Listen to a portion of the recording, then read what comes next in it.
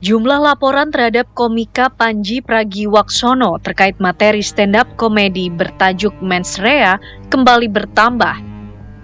Polda Metro Jaya mencatat total 5 laporan polisi setelah menerima 2 laporan baru pada Kamis 22 Januari lalu.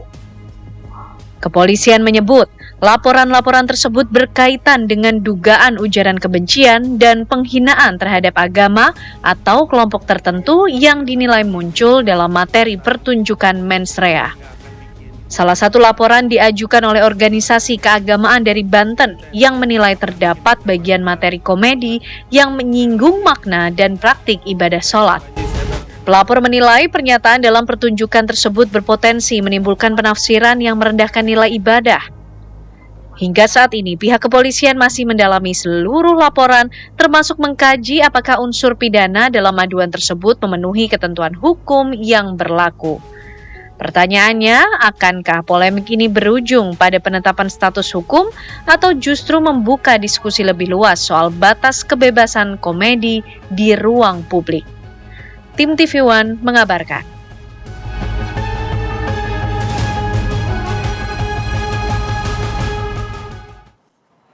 Jadi sekarang sudah ada 5 laporan yang diterima oleh Polda Metro Jaya terkait dengan apa yang dilakukan Panji, yaitu materi stand up di Mens Rea sendiri, begitu ya. Walaupun beragam pihak sebenarnya sudah mengklarifikasi bahwa tidak ada yang tersinggung dari pihak Wapres dan segala macam, tapi ternyata laporan tetap ada juga. Kita akan bahas bersama dengan narasumber yang sudah ada bersama kami secara langsung maupun Zoom ya. Betul sekali. Sudah ada Pak Kiai Haji M. Khalil Nafis, Ketua MUI. Selamat pagi, Pak Kiai. Selamat pagi, Assalamualaikum warahmatullahi wabarakatuh. Waalaikumsalam. Alhamdulillah. Kemudian selain Pak Kiai Khalil, kemudian di Zoom juga sudah bergabung 2 narasumber kita. Ada Prof. Musakir, pakar hukum pidana UI Yogyakarta, dan juga Pak Kiai Haji Matin Syarkowi sebagai salah satu pelapor. Assalamualaikum Pak Kiai Mati dan juga Prof. Musakir. Warahmatullahi wabarakatuh. Selamat pagi. Waalaikumsalam warahmatullahi wabarakatuh. Baik, sebelum kita berbincang dengan para narasumber, kita hadirkan dulu cuplikan dari Mens Rea ya. Apa yang disampaikan oleh Panji yang dianggap ini terkait dengan agama dan juga ibadah. Terkait ibadahnya. Gue mau milih yang sholatnya gak pernah bolong. Gue mau memilih pemimpin yang sholatnya gak pernah bolong. Seakan-akan kalau sholatnya gak pernah bolong berarti orang baik. Emang iya? Orang rajin. Loh kok gak percaya? Emang kalau sholatnya gak pernah bolong otomatis baik? Enggak, rajin. Lah emang kalau ada anak gak pernah bolos berarti dia pintar? Gua kenal orang SD, SMP, SMA gak pernah bolos.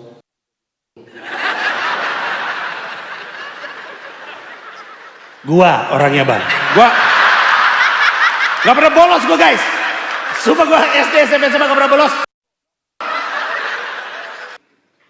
Emang gak boleh Bang Panji, emang gak boleh pilih berdasarkan ibadahnya? Ya boleh, tapi jangan itu saja. Karena presiden, gubernur, wali kota, bupati, ini kan pekerjaan khusus. Punya skill khusus, ada kriteria khusus, karena memang pekerjaan khusus. Seperti dokter, pemadam kebakaran, pilot. Lu kan juga males kalau lu tahu Garuda Indonesia buka lowongan. Dicari pilot. Syarat sholatnya gak pernah bolong. Panik gak lo? Panik, berhenti naik Garuda Indonesia, tiap hari naik Lion Air lu. Kata lu, gue mendingan telat nyampe Jakarta daripada on time nyampe neraka.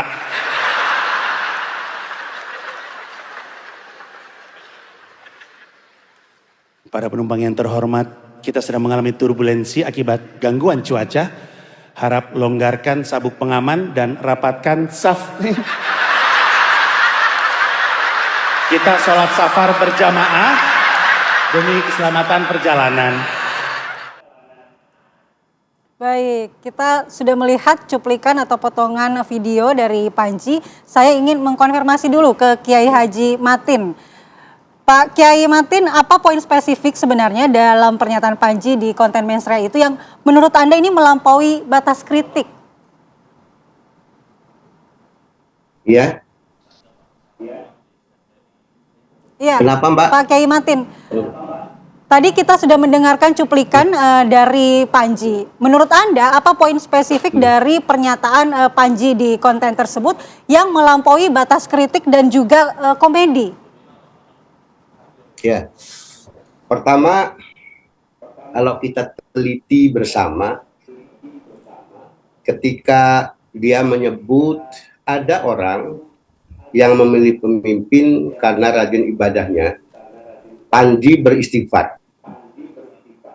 Ini menunjukkan keyakinan orang memilih berdasarkan rajin ibadah itu sesuatu yang perlu diistighfari. Makna istighfar biasanya ada sesuatu yang dianggap tidak baik. Yang kedua, menyebut tidak pernah bolong sholat. Itu berbeda dengan rajin. Tidak pernah bolong sholat itu khusus. Ya, kalimat yang maknanya khusus. Yaitu sama sekali orang tersebut adalah tidak pernah tinggal sholat. Berbeda dengan rajin. Kalau disebut orang rajin sholat, bisa jadi dia pernah meninggalkan sholat. Tetapi kalau menyebut orang yang tidak pernah bolong-bolong, itu sama sekali. Artinya menunjukkan bahwa orang itu istiqomah dalam sholatnya. Lalu kaitannya dengan baik. Bahwa orang yang tidak pernah bolong-bolong, lihat, seolah dia tidak otomatis baik. Kalau orang rajin sholat, bisa jadi. Tetapi kalau orang yang tidak pernah bolong sholat, itulah hikmah sholat, tanha anil fahsya wal munkar. Artinya jaminan dari ayat Quran, orang yang istiqomah dengan sholatnya, itu tercegah dari fahsya dan munkar. Lalu bagaimana kemudian narasi itu disambung, menganalogikan orang yang tidak pernah bolong sholat dengan anak yang tidak pernah bolos sekolah. Apa hasilnya? Ini jelas, pertama, orang kan boleh memilih calon pemimpin berdasarkan keyakinan dirinya, sesuai dengan keyakinan agamanya. Memilih orang baik, dan orang baik itu adalah salah satunya yang rajin sholat, apalagi yang tidak pernah bolong sholat. Boleh loh. Lalu kenapa seolah ini orang yang tidak pernah bolong sholat, orang yang rajin sholat itu betapa tidak memiliki kemampuan apa-apa? Disitulah letak bagaimana Panji patut diduga dari narasinya mempengaruhi keyakinan orang memilih pemimpin berdasarkan keyakinan agamanya. Baik. Poinnya kita sudah dapat, Kiai Holil. Sebelumnya kan Anda juga sempat menyampaikan statement di akun X Anda ya, mengenai Panji dan juga Mensreya ini. Tanggapan Anda seperti apa begitu melihat tadi juga ada pelaporan terhadap Polda Metro Jaya, terutama spesifik dalam cuplikan yang tadi sudah kami sampaikan begitu? Ya, dari laporan ke Metro Jaya juga KMU sudah minta ahli untuk menjadi saksi. Sudah kami terima suratnya dari Polda Metro Jaya. Ya, ini kan sangat multi tafsir ya. Namanya juga di media, di mana di situ komedi, memang butuh lucu.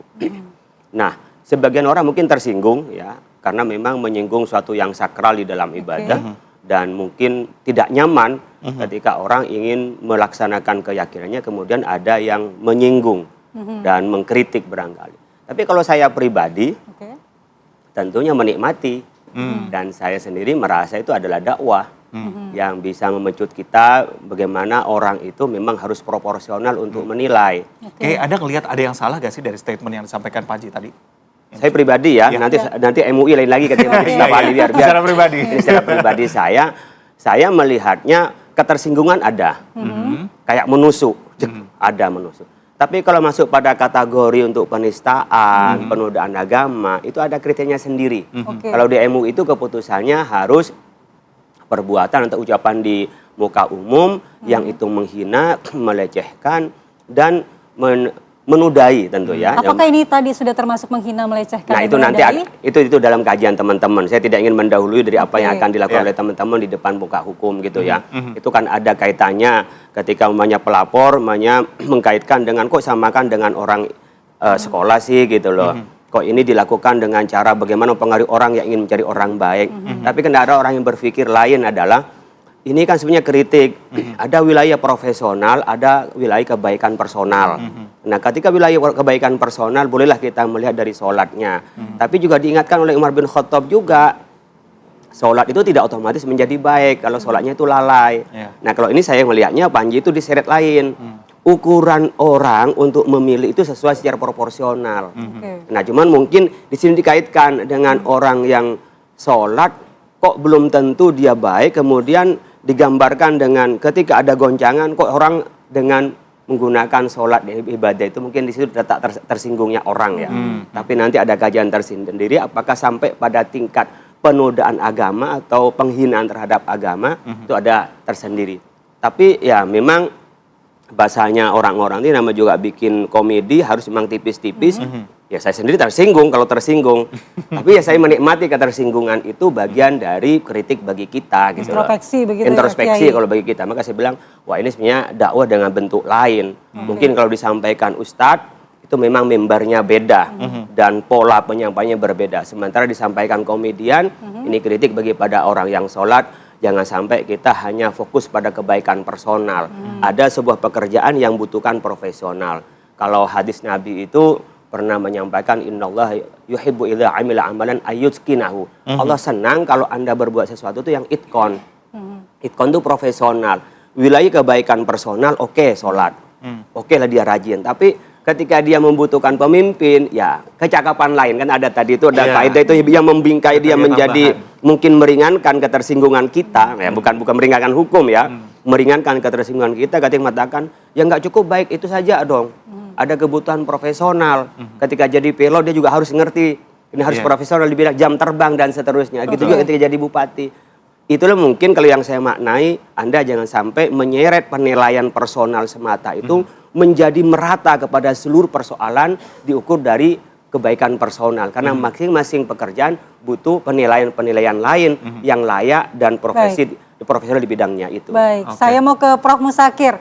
Prof. Musakir, kalau dari kacamata hukum ini bagaimana melihat konteks bahwa Panji ini hanya menyampaikan materi komedi yang berisikan unsur kritik, namun ada narasi agamanya. Apakah itu masuk dalam kategori pelecehan terhadap agama? Baik, saya ingin sampaikan. Jadi saya ingat memori saya pada saat saya sebagai mahasiswa pada saat itu. Saya mahasiswa di Yogyakarta, terus kemudian persis ada komedian seperti itu, stand up comedy, dan kemudian yang dikatakan begini, kalau di dalam Al-Quran itu wala taqrabuz zina gitu. Itu artinya adalah jangan kamu berzina, jangan kamu mendekati zina gitu. Tetapi karena untuk supaya orang berketawa gitu, tadi menikmati ketawanya itu, seluruh ruangan akhirnya ketawa juga. Karena itu diplesetkan, kemudian menjadi jangan kamu berzina pada hari Rabu gitu. Ini kalimat yang dua hal yang sangat kontra sekali. Yang satu melarang mendekati perbuatan zina, yang satu jangan berzina pada hari Rabu. Ini satu ruangan ketawa semuanya, tapi besok harinya itu teman-teman sebagian di antara lapor kepada aparat penegak hukum dan dia menjadi persoalan hukum. Dan dia kemudian dinyatakan menghina terhadap ayat Al-Quran agama Islam. Dan dia masuk pada saat itu. Nah, kembali kepada kasus yang tadi sudah ditampilkan ini, apakah ini juga bisa masuk ranah ke sana? Saya ingin menjelaskan sesungguhnya bahwa komedian itu boleh profesional, monggo aja. Tapi dalam dunia profesi itu harus ditata melalui namanya kode etik profesi komedian. Ya. Yang saya melihatnya ini nyerempet-nyerempet sesuatu hal yang publik akan bisa menafsirkan hinaan. Gitu.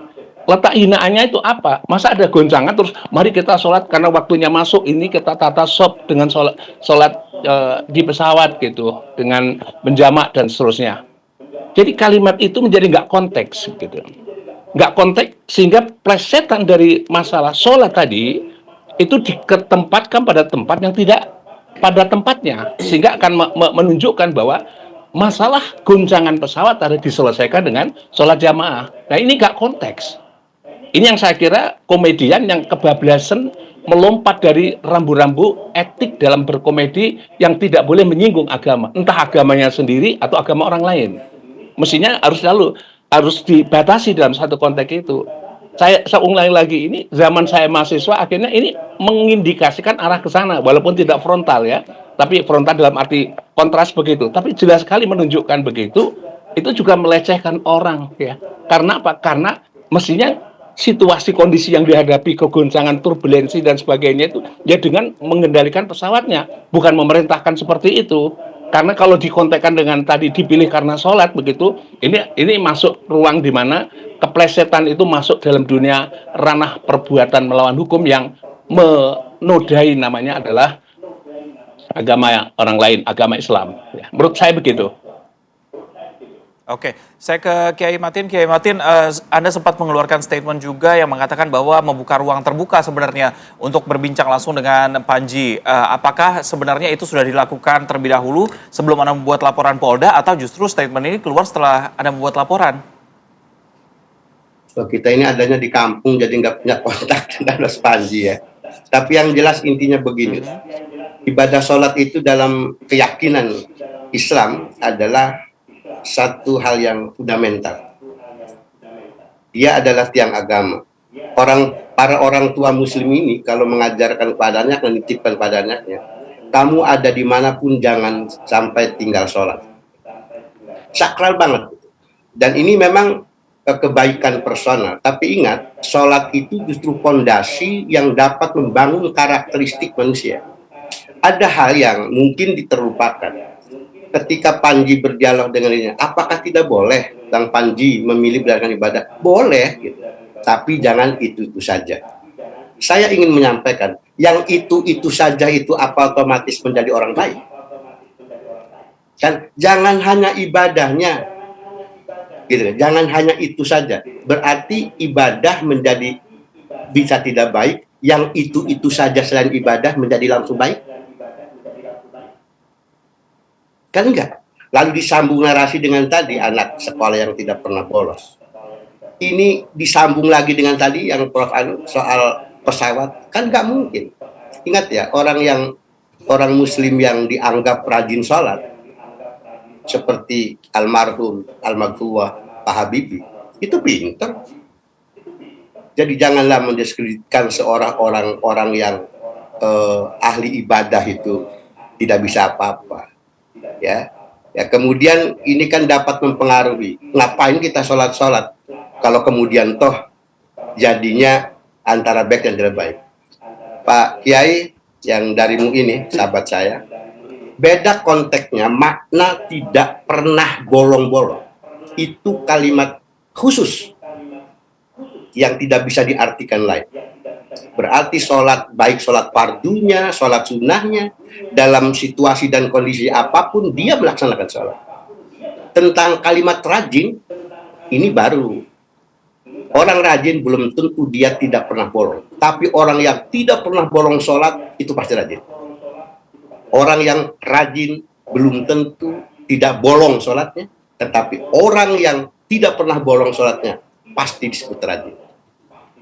Jadi ruang untuk menilai orang yang tidak pernah bolong sholatnya tidak baik itu nggak ada. Dia pasti baik. Baik. Gitu, baik. Mbak. Nanti kita mau minta tanggapan dari Kiai Haji Kholil terkait dengan apa sebenarnya batasan menggunakan simbol-simbol ibadah dalam materi komedi. Tapi kita jeda terlebih dahulu. Tetaplah di Apa Kabar Indonesia Pagi. Kembali bersama kami di Apa Kabar Indonesia Pagi, pemirsa. Ini setelah sebelumnya dilaporkan oleh Angkatan Muda NU dan Muhammadiyah, materi mens rea ini kembali dilaporkan oleh Majelis Pesantren Salafiyah Banten. Terhitung hingga hari ini, pemirsa, ini ada 4 laporan di polisi maksud kami dan 2 aduan masyarakat yang masuk ke Polda Metro Jaya terkait dengan tayangan mens rea. Sangat bergembira dengan soal hiburan. Tetapi pelecehan terhadap satu peribadatan agama dengan analogi yang tidak apple to apple. Kemudian hadirin tertawa. itu artinya sedang mentertawakan perumpamaan orang yang rajin sholat belum tentu baik. Dan nah makanya atas dasar apa lelucon itu gitu dikatakan orang yang tidak pernah bolong sholat rajin sholat kemudian belum tentu baik. Atas dasar apa Panji menyatakan orang seperti itu belum tentu baik? Kalau keyakinan kami sebagai umat Islam itu pasti baik, karena jaminannya dasarnya adalah ayat Quran. Allah sendiri yang berkata, Inna sholata tanha anil fahsya'i wal munkar. Sementara itu Polda Metro Jaya mulai menindaklanjuti laporan polisi terhadap komika Panji Pragiwaksono terkait tayangan mensrea. Polisi menyebut akan menggunakan KUHP baru dalam mengusut kasus tersebut. Terlapornya adalah saudara PP, seorang laki-laki, ya, saudara PP.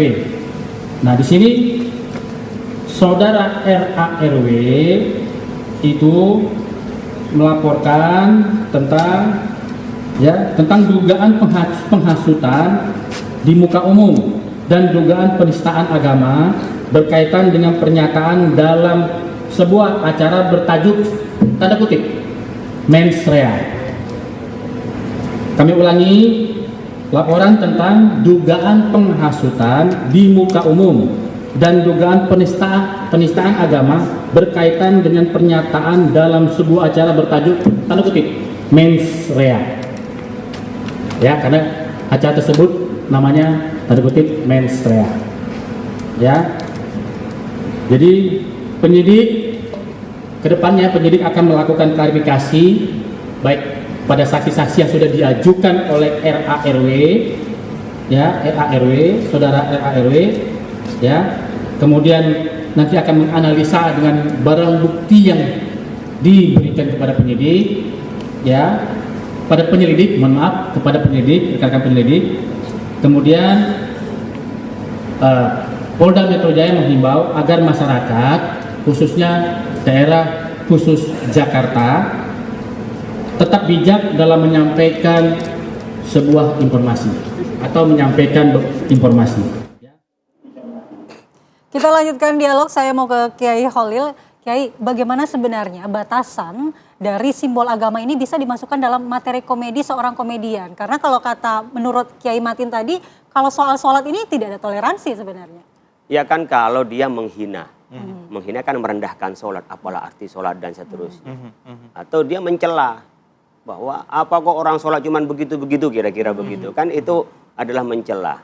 Dia kalau ya saya lihat yang menjadi batasan utama adalah menghina, mencela, menghujat.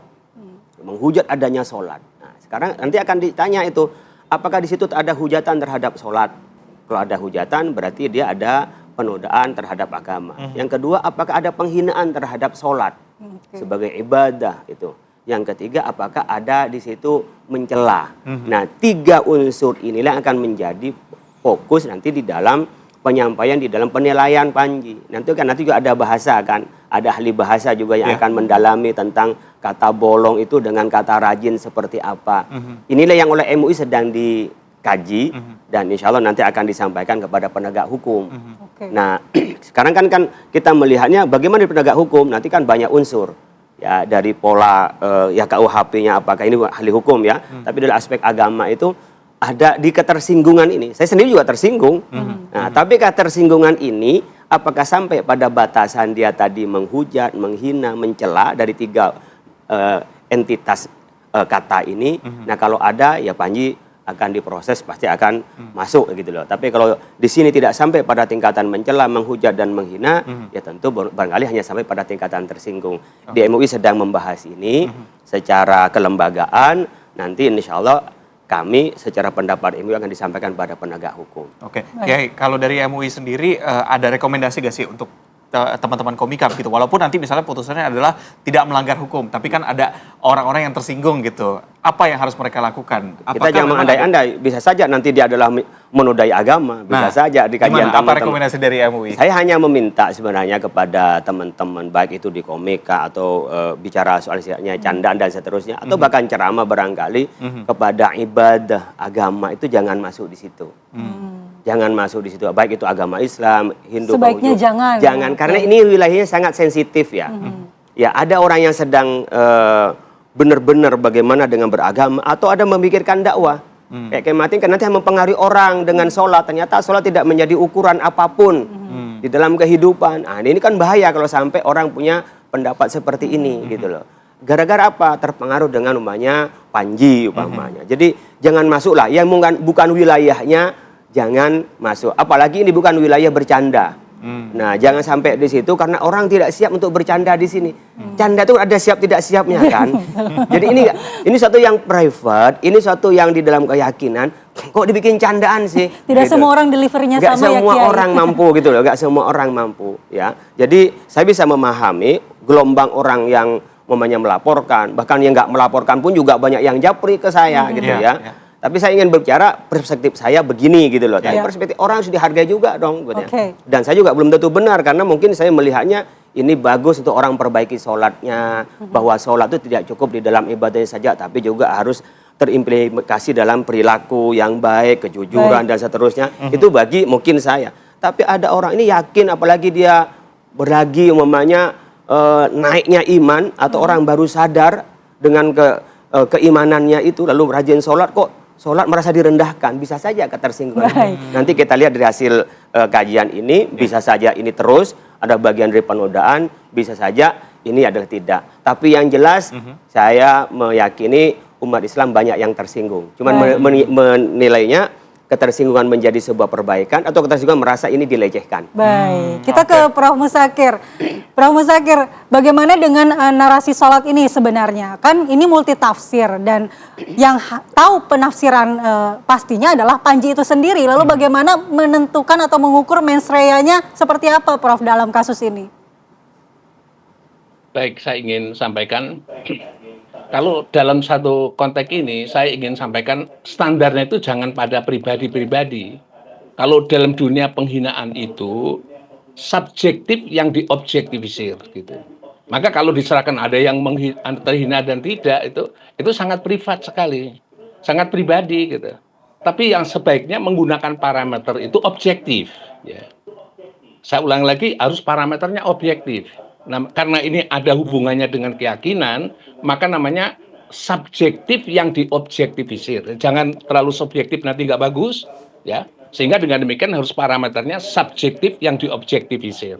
Nah, atas dasar itu, kami juga secara subjektif yang objektif juga, yang saya objektifisir juga.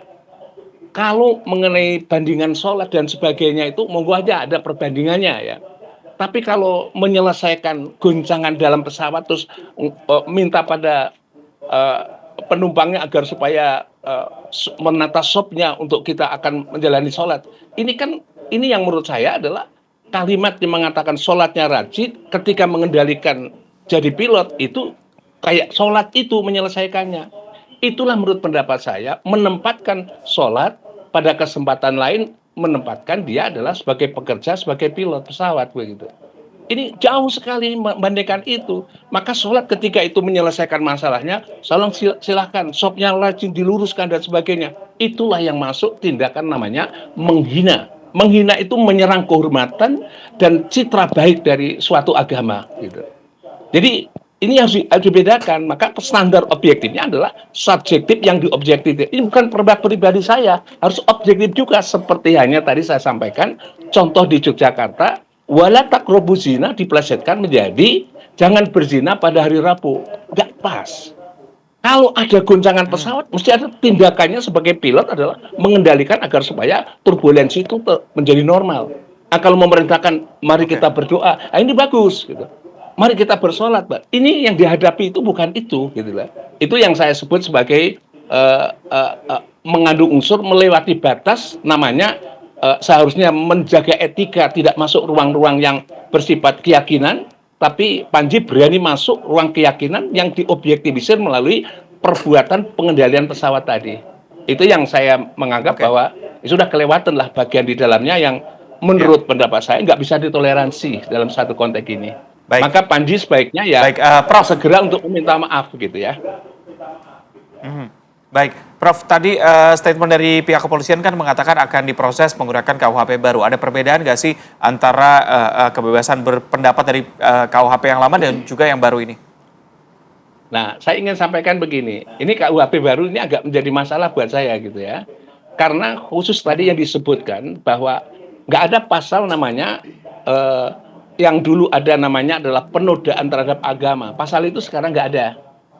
Pasal 156A itu sekarang tidak ada di dalam KUHP baru. Adanya masih ada tapi bisa pakai namanya Undang-Undang Nomor 1 tahun 65 PNPS gitu. Barangkali kita makainya bisa masuk di situ. Tapi kalau pasal yang di KUHP baru itu minta maaf, ini agak menurut saya kemunduran ya. Karena di dalam pasal itu ternyata tidak dimasukkan pasal 156 huruf A kecil. Itu tidak masuk di dalamnya. Sehingga kalau saya tadi ngomong menghina agama itu nggak masuk ada di situ.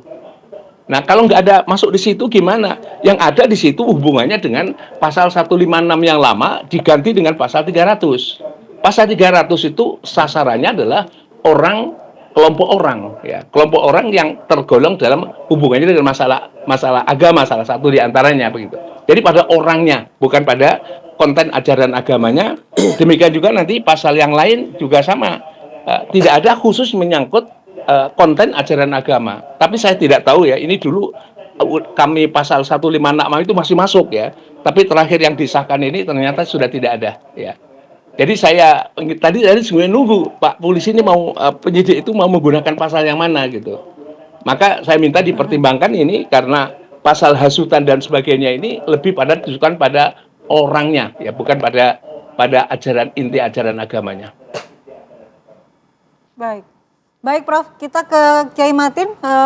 Pak Kiai mungkin terakhir, kira-kira kalau pihak Panji ini akan melakukan komunikasi dengan Pak Kiai, mungkin melakukan proses tabayun, apakah terbuka untuk proses itu Pak Kiai? Kalau dalam konteks dialog kita terbuka, Mbak. Agar juga begini ya. Ini saya aneh. Kalau yang namanya bercanda itu, saya ingin tanya, di forum Mensrea itu, mohon maaf, yang hadir itu apa semuanya Muslim? Boleh dia bercanda dalam tanda kutip kalau memang itu di komunitas yang memang hanya Muslim dan sudah dekat gitu. Jadi jangan kemudian candaan ini dianggap sah-sah saja. Innamal umamul akhlaqu ma baqiyat fa in humu zahabat akhlaqun zahab. Saya menyaksikan hari ini adab itu, kesantunan itu seolah tidak ada lagi ketika dia misalnya menjadi komikus, komedian, atau apapun. Jadi sekali lagi ya, kalau komunikasi silakan aja. Karena kita juga ingin tahu apa maksudnya itu. Membuat gimmick yang kan seolah-olah orang yang sholat itu bodoh banget gitu. Baik, terima kasih Pak Kiai Matin, terima kasih Pak Prof Musakir dan juga Kiai Holil. Mungkin memang kalau saya sih lebih nurut ke nasihatnya Kiai Holil nih, sebaiknya hindari isu-isu agama kalau mau bercanda ya. Nggak usah ke pinggir jurang lah bercandanya gitu ya. Biar kalau tujuannya ingin bercanda masih banyak sekali tema-tema lainnya. Baik, waktunya sudah habis. Terima kasih, nanti kita berbincang lagi dengan tema lainnya ya.